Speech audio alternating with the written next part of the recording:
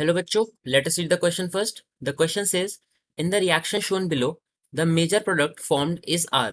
ठीक है, एंड हमको एक बेंजीन रिंग पे अटैच्ड एक CH2NH2 ग्रुप है एंड साथ में एक अमाइड ग्रुप है जिसको हमने रिएक्ट करवाया है एसिटिक एनहाइड्राइड से in the presence of CH2Cl2 and हमको बताना है कि हमारे क्या प्रोडक्ट या क्या प्रोडक्ट्स बनते हैं। ठीक है, तो यहाँ हम देखें तो हमारे पास रिएक्शन जो है वो नाइट्रोजन कंटेनिंग ऑर्गेनिक कंपाउंड्स की हैं, अमाइड्स या अमीन्स की। ठीक है, तो अगर की कंसेप्ट की बात करें तो हमारा की कंसेप्ट यहाँ पे क्या है कि reactions of amines and amides. Reaction of amine लिख लेते हैं। अगर हम देखें अब कि हमारे पास रिएक्शन किस तरह से होगी और क्या होगी, तो सबसे पहले मैं अपना स्टार्टिंग कंपाउंड बनाता हूँ।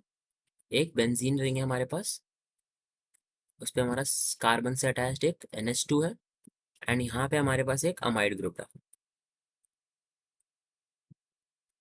Double bond oxygen. ठीक है, अब इसका रिएक्शन हमारा किससे हो रहा है? एसिटिक एनहाइड्राइड से। तो हम वो भी बना लेते हैं। एसिटिक एनहाइड्राइड होगा हमारे पास CH3C डबल बॉन्ड O, एक O, C, एक और double bond O and CH3। ठीक है, तो ये रिएक्शन हो रही है हमारे पास। तो किस तरह से होगी ये रिएक्शन?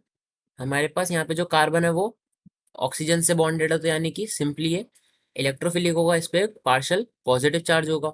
ठीक है, तो हमारे जो नाइट्रोजन है वो उनके पास लोन पेयर होगा एंड वो एक्ट करेंगे एज न्यूक्लियोफाइल्स।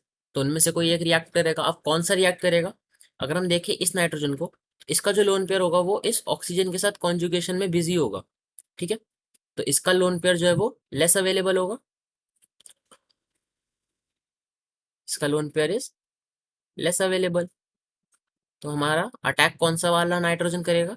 ये वाला जो कि अमीन है, वो इस पे अटैक करेगा हमारे इलेक्ट्रोफिलिक कार्बन पे एंड यहाँ से ये बॉन्ड टूट जाएगा।